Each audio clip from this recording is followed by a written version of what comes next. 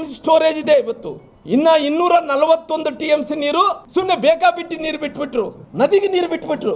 ಅಂದ್ರೆ ಇಷ್ಟು ಬೇಜವಾಬ್ದಾರಿ ಸರ್ಕಾರವನ್ನು ಯಾವತ್ತು ನಾವು ನೋಡ್ಲಿಲ್ಲ. ಯಾಕೆ ಇಷ್ಟು ನಿರ್ಲಕ್ಷ್ಯ ನಮ್ಮ ಭಾಗಕ್ಕೆ ಅಂದ್ರೆಗಿನ ಇಷ್ಟು ನಿರ್ಲಕ್ಷ್ಯ ಏನು ನಿಮಗೆ ಬೇಕಾಗಿತ್ತ? ಇವತ್ತು ನಮ್ಮ ರೈತರು ಬೀದಿಗೆ ಬಿದ್ದು ಹೋರಾಟ ಮಾಡಬೇಕಾಗಿತ್ತ ನಮ್ಮೆಲ್ಲರಿಗೂ ಕೂಡ. ಇವತ್ತು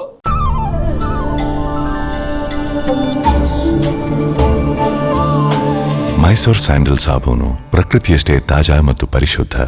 ಹೌದ್ರಿ, ನೀವು 2.5 ವರ್ಷಗಳಿಂದ ಏನ್ ಮಾಡಿದ್ರಿ? ನೀವು ಜಲಸಂಪನ್ಮೂಲ ಮಂತ್ರಿಗಳು 2.5 ವರ್ಷ ಆಯ್ತ್ರಿ ನೀವು ಮಂತ್ರಿಗಳಾಗಿ, DCM ಅವರಾಗಿ. ಯಾವ ರಾಜ್ಯದಲ್ಲಿದ್ದಂತ ಯಾವ ಅಣೆಕಟ್ಟಿಗೆ ಭೇಟಿಯನ್ನು ಕೊಟ್ಟಿದ್ದೀರಿ? ತಾವು ಯಾವ ಅಣೆಕಟ್ಟಿಗೆ ಭೇಟಿಯನ್ನು ಕೊಟ್ಟಿದ್ದೀರಿ? ಎಷ್ಟು ರೈತರಿಗೆ ಜನರಿಗೆ ಸಮಸ್ಯೆಗಳನ್ನು ಪರಿಹಾರ ಮಾಡಿದಿರಿ? ಇವತ್ತು ಎಷ್ಟು ಅಣೆಕಟ್ಟುಗಳನ್ನ ಗುಣಮಟ್ಟ ಇದಾವೆ ಅಂತ ಪರಿಶೀಲನೆಯನ್ನು ಮಾಡಿದಿರಿ ತಾವೆಲ್ಲರೂ ಕೂಡ ಸೇರ್ಕೊಂಡು? ಇವತ್ತಿನ ತನಕ ಆಗಿದೆ. ಯಾವ ಅಣೆಕಟ್ಟಿಗೆ ಹೋಗಿದ್ದಿ, ಅಲ್ಲಿದ್ದಂಥ ರೈತರ ಪರಿಸ್ಥಿತಿಯನ್ನು, ಅಣೆಕಟ್ಟಿನ ಸ್ಥಿತಿಗತಿಗಳೇನು ಅಲ್ರಿ? ನಾವು ಅನೇಕ ಸರ್ಕಾರಗಳನ್ನು ನೋಡ್ತಿದ್ವಿ. ನೋಡಿದಂಥ ಟೈಮಲ್ಲಿ ಇವತ್ತು ನಮಗೆ ಮೇಂಟೆನೆನ್ಸ್ ಅಂತ ಹೇಳಿ ಕೊಡ್ತಾ ಇದ್ರಣ್ಣ. ನಮ್ಮ ಅಣೆಕಟ್ಟುಗಳು ರಿಪೇರಿ ಮೇಂಟೆನೆನ್ಸ್ ಸಲುವಾಗಿ ಎಷ್ಟು ಕೊಡ್ತಿದ್ರಣ್ಣ? 120 ಕೋಟಿ 130 ಕೋಟಿ ಕೊಡ್ತಿದ್ರಣ್ಣ. ಇವತ್ತು 1 ಕೋಟಿ ರೂಪಾಯಿ ಐತ್ರಿ. ಇಷ್ಟೊಂದು ನಿರ್ಲಕ್ಷ್ಯನ? 1 ಕೋಟಿ ರೂಪಾಯಿ ಇದೆ ರೀ ಇವತ್ತು. ಅಲ್ರಿ, 1 ಕೋಟಿ ರೂಪಾಯಿ ಇದ್ದಂಥವ್ರು ಅದೇನು ಇವತ್ತು 19ನೇ ಗೇಟ್ ಏನು ಇವತ್ತು ಎಲ್ಲ ಗೇಟ್ಗಳು ದುರಸ್ತಿ ಮಾಡಬೇಕು. ಎಷ್ಟು ಆಗುತ್ತೆ ರೀ? ಎಲ್ಲ ಕಲ್ತ್ರ 52 ಕೋಟಿ ಅಣ್ಣ. ರೈತ 52 ಕೋಟಿ ಅಣ್ಣ. ಅಲ್ರಿ, 52 ಕೋಟಿ ಕೊಡೋಕ್ಕಾಗಲ್ಲಣ್ಣ ಇವ್ರಿಗೆ. 52 ಕೋಟಿಯಲ್ಲಿ ಅವ್ರು ಹೋಗಿ ಹೇಳ್ತಾರ, ಅವ್ರು ಯಾರಿಗೊಬ್ರಿಗೆ ಟೆಂಡರ್ ಕೊಟ್ಟಾರ. ಆ ಟೆಂಡರ್ ಕೊಟ್ಟಂತವ್ರು ಏನ್ ಹೇಳ್ತಾರ? ಹಾರ್ಡ್ವೇರ್ ಅನ್ನಂತ ಕಂಪನಿ ಇವತ್ತಿನ ತನಕ ರೊಕ್ಕ ಬಿಡುಗಡೆ ಮಾಡಿಲ್ಲ. ಅಲ್ರಿ, ರೊಕ್ಕನೇ ಬಿಡುಗಡೆ ಮಾಡಿಲ್ಲ. ಅವ್ನು ಹೆಂಗ್ ಮಾಡ್ತಾನ? ಬಹುಶಃ ಅವನು ಹೇಳುತ್ತ ಪ್ರಕಾರ ಇನ್ನ ಒಂದು 8 ತಿಂಗಳು 9 ತಿಂಗಳು ಹೋದ್ರೆ ಕೂಡ ಇದು ಆಗಲ್ಲ. ಹಂಗಾಗಿ ಇವತ್ತು ಪರಿಸ್ಥಿತಿ ಏನಾಗ್ತಾ ಇದೆ ಅಂದ್ರೆ, ಈಗ ನಮ್ಮ ರೈತರಲ್ಲಿ ಆಕ್ರೋಶ ಪ್ರಾರಂಭ ಆಗಿಬಿಟ್ಟಿದೆ. ಒಂದು ಕಡೆ ಅನೇಕ ಕಡೆ ಪಾದಯಾತ್ರೆಗಳನ್ನು ಪ್ರಾರಂಭ ಆಗಿದಾವೆ. ಇವತ್ತು ಅನೇಕ ಕಡೆ ಹೋರಾಟಗಳು ಪ್ರಾರಂಭ ಆಗಿದಾವ. ನಮ್ಮ ರಾಜ್ಯಾಧ್ಯಕ್ಷರುಗಳು ಹೇಳಿದಾರೆ, ಮುಂದಿನ ದಿನಗಳಲ್ಲಿ 15ನೇ ತಾರೀಕು ನಾಳೆಯಲ್ಲಿದ್ದ ನಾಡಿದ್ದು ನಾಡಿದ್ದು ರಾಜ್ಯಾಧ್ಯಕ್ಷರ ವಿಜೇಂದ್ರ ಅವರು ಹೇಳಿದಾರ, ಶ್ರೀರಾಮ್ಲವರೇ ನೀವೆಲ್ಲರೂ ಕೂಡ ಸೇರಿ ಮಾತಾಡ್ರಿ, ಮುಂದಕ್ಕೆ ನಾವೇನು ಹೋರಾಟವನ್ನು ಮಾಡ್ಬೇಕನ್ನಂಥದ್ದು 15ನೇ ತಾರೀಕು ತಗೊಂತೀವಿ ಅನ್ನಂತ ಮಾತನ್ನು ಹೇಳಿದಾರ. ಇವತ್ತು 14ನೇ ತಾರೀಕು ಅವರು ಸರ್ಕಾರ ಏನು ಮೀಟಿಂಗ್ ಅನ್ನು ಕರೆದಾರೋ, ICC ಮೀಟಿಂಗ್ ಅನ್ನು ಕರೆದಿದ್ದಾರೆ. ಅವರು ಒಂದು ಕಡೆ ಅವರು ಉಸ್ತುವಾರಿ ಮಂತ್ರಿಗಳು ಹೇಳ್ತಾರ, ಜಿಲ್ಲಾ ಉಸ್ತುವಾರಿ ಮಂತ್ರಿಗಳು ನೀರು ಕೊಡಲ್ಲ ಅಂತೇಳಿ.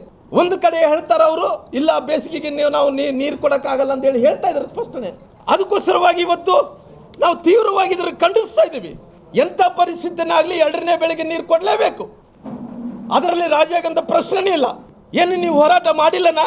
ನಮ್ಮ ನೀರು ನಮ್ಮ ಹಕ್ಕಂದೇಳಿ ಹೋರಾಟ ಮಾಡಿಲ್ಲನ? ಆ ಭಾಗದಲ್ಲಿ, ಕಾವೇರಿ ಭಾಗದಲ್ಲಿ ಮಾಡಿಲ್ಲನ? ಈ ಭಾಗಕ್ಕೆ ಯಾಕೆ ನಿರ್ಲಕ್ಷ್ಯ? ನಮ್ಮ ನೀರು ನಮ್ಮ ಹಕ್ಕಿದು, ನಾವು ಹೋರಾಟ ಮಾಡ್ತೀವಿ. ನಾಳೆ ಯಾವೊಬ್ಬ ರೈತ ಕೂಡ ನಾವೆಲ್ಲರೂ ಕೂಡ ಸೇರ್ಕೊಂಡು TB ಡ್ಯಾಮ್ಗೆ ಮುತ್ತಿಗೆ ಹಾಕ್ತೀವಿ. ಅಕಸ್ಮಾತ್ವಾಗಿ ಇಲ್ಲ ಅಂದ್ರೆ ನಾವೆಲ್ಲರಿಗೂ TB ಡ್ಯಾಮ್ದಲ್ಲಿ ಜಿಗಿಬೇಕಾಗುತ್ತೆ, ಆತ್ಮಹತ್ಯೆಯನ್ನು ಮಾಡ್ಕೋಬೇಕಾಗುತ್ತೆ. ಅಷ್ಟು ಬೇಗನೆ ನಾನು ಸುಣ್ಬೇಡ ಬಿಟ್ಕೊಡಕ್ಕಾಗಲ್ಲ. ಅವತ್ತಿನ ಸಂದರ್ಭದಲ್ಲಿ ನೀವು ಬೇಕಾದ್ರೆ ನೀವು ನಿಮ್ಮ ನೀರು ನಮ್ಮ ಹಕ್ಕು ಅನ್ನಂತ ಹೋರಾಟವನ್ನು ಮಾಡ್ತೀರಿ. ಇವತ್ತು ನಮ್ಮ ನೀರು ನಮ್ಮ ಹಕ್ಕಿದು, ನಾವು ಹೆಂಗೆ ಬಿಟ್ಕೊಡಕ್ಕಾಗುತ್ತೆ? ಅದಕ್ಕೋಸ್ಕರವಾಗಿ ಎಂಥ ಪರಿಸ್ಥಿತಿನೇ ಆಗಲಿ ನಮ್ಮ ರಾಜ್ಯಾಧ್ಯಕ್ಷರು ಏನು ತೀರ್ಮಾನವನ್ನು ತಗೊಂತಾರ ನಾವು ಕೂಡ ಕಾಯ್ತೀವಿ. ಯಾಕಂದ್ರೆ ಮನೆ ಕಬ್ಬು ಬೆಳೆಗಾರರು ಅವರು ಹೋರಾಟ ಮಾಡುವಂಥ ಟೈಮಲ್ಲಿ ಹೋಗಿ ಅವ್ರಿಗೆ ಎಲ್ಲ ರೀತಿಯಲ್ಲಿ ಕೂಡ ಜಸ್ಟಿಸ್ ಅಂದ್ರೆ ನ್ಯಾಯವನ್ನು ಕೊಡಿಸಂತ ಕೆಲಸ ಮಾಡಿದಾರ. ಅದಕ್ಕೋಸ್ಕರವಾಗಿ ನಮ್ಮ ರಾಜ್ಯಾಧ್ಯಕ್ಷರು ನಿನ್ನೆ ಕೂಡ ನಾವೆಲ್ಲರೂ ಹಿರಿಯರೆಲ್ಲರೂ ಕೂಡ ಮಾತಾಡಿದ್ದೀವಿ. ಅಣ್ಣವ್ರು ಎಂಥ ಪರಿಸ್ಥಿತಿಯಲ್ಲಿ ಕೂಡ ಈ ಭಾಗದಲ್ಲಿದ್ದಂಥ ನಾವೆಲ್ಲರೂ ಕೂಡ ನಿಮ್ಮ ಜೊತೆಲಿ ಇದ್ದೀವಿ. ನಾವು ಎಂಥ ಪರಿಸ್ಥಿತಿಯಲ್ಲಿ ಕೂಡ ನಾವೆಲ್ಲರೂ ಕೂಡ ಇದ್ದೀವಿ. ದಯವಿಟ್ಟು ತಾವು ಮುಂದಕ್ಕೆ ಬರಬೇಕು. ಯಾಕಂದ್ರೆ ನಮ್ಮ ಪರಿಸ್ಥಿತಿ ಏನಾಗಿದೆ ಇವತ್ತು, TB ಡ್ಯಾಮ್ ಇದೆ, ನಮಗೆ ಇದೆ ಅನ್ನೋದು ಕೊಂದೇ ಬಿಟ್ಟರೆ ನಮ್ಮ ಯಾವುದೇ ರೀತಿಯಲ್ಲಿ ಕೂಡ ಪೂರ್ಣ ಪ್ರಮಾಣದಲ್ಲಿ ಅನುಕೂಲ ಆಗ್ತಾ ಇಲ್ಲ. ಪ್ರತಿಯೊಬ್ಬ ರೈತರು ಹೇಳ್ತಾರೆ BJP ಇದ್ದಂಥ ಟೈಮಲ್ಲಿ ಚಲೋ ಆಗುತ್ತೆ, ಮಳೆ ಆಗಿದೆ, ಇವತ್ತು ಬೆಳೆ ಸಿಗ್ತಾ ಇಲ್ಲ, ನೀರು ಸಿಗ್ತಾ ಇಲ್ಲ ಅಂತೇಳಿ ಹೇಳ್ತಾ ಇದ್ದಾರೆ. ಹಂಗಾಗಿ ಮುಂದಿನ ದಿನಗಳಲ್ಲಿ ಇದ್ರ ಬಗ್ಗೆ ದೊಡ್ಡ ಹೋರಾಟವನ್ನು ಮಾಡೋಂಥ ಕೆಲಸ ನಮ್ಮ ರಾಜ್ಯಾಧ್ಯಕ್ಷರು ಏನು ತೀರ್ಮಾನವನ್ನು ತಗೊಂತಾರೋ ಆ ತೀರ್ಮಾನಕ್ಕೆ ನಾವೆಲ್ಲರೂ ಕೂಡ ಭದ್ರಾಗಿರೋಂಥ ಕೆಲಸ ಮಾಡ್ತೀವಿ. ಅಲ್ರಿ ಸ್ವಾಮಿ, ನಿಮ್ಮದು ಸರ್ಕಾರ ಬಂದಂಥ ಟೈಮಲ್ಲಿ 2.5 ವರ್ಷಗಳಾಯ್ತು ರೀ ಉಪಮುಖ್ಯಮಂತ್ರಿಗಳೇ. ನೀವು ನಿಮ್ಗೆ ಸಂಬಂಧಪಟ್ಟಿರೋಂಥ ಮಂತ್ರಿಗಳಾಗಿ ನೀವು 2.5 ವರ್ಷಗಳ ಕಾಲ ಏನು ಆ ಕುರ್ಚಿಯನ್ನು ಕೆಡಬೇಕು, ನಾನು ಮುಖ್ಯಮಂತ್ರಿ ಆಗಬೇಕು. ಏನು ಮಾಡಿದ್ರಿ ಹೇಳ್ರಿ ಸಾವಿರ? ನಾನು ಮುಖ್ಯಮಂತ್ರಿ ಆಗಬೇಕನ್ನೋದು ಬಿಟ್ಟರೆ ಏನು ಕೂಡ ಮಾಡಿಲ್ಲ ರೀ. ಅಲ್ರಿ, ಒಂದು ಕಡೆ ನಮ್ಮ ಭಾಗದಲ್ಲಿದ್ದಂಥ ರೈತ ಇವತ್ತು ಎಲ್ಲಿ ಹೋದ್ರೆ ಕೂಡ ನಿಮ್ಮನ್ನ ಇವತ್ತು ಎಲ್ಲರಿಗೂ ಚೀತಿವನ್ನು ಅನ್ನೋದು ಬಿಟ್ಟರೆ ಯಾವುದು ಇಲ್ಲ.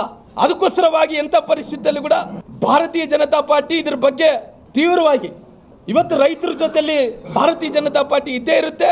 ಅದಕ್ಕೋಸ್ಕರವಾಗಿ ನಮ್ಮೆಲ್ಲರೂ ಹೋರಾಟ, ಎರಡನೇ ಬೆಳೆಗೆ ನೀರು ಕೊಡಬೇಕು ಅನ್ನೋಂಥದ್ದು ಕೂಡ ಒತ್ತಾಯವನ್ನು ಮಾಡ್ತೀವಿ. ಹೋರಾಟವನ್ನು ಕೂಡ ನಮ್ಮ ರಾಜ್ಯಾಧ್ಯಕ್ಷರ ನೇತೃತ್ವದಲ್ಲಿ ಮುಂದಕ್ಕೆ ಏನು ತೀರ್ಮಾನವನ್ನು ತಗೋಬೇಕನ್ನೋಂಥ ಕೆಲಸ ಕೂಡ ನಾವು ಮಾಡ್ತೀವಿ.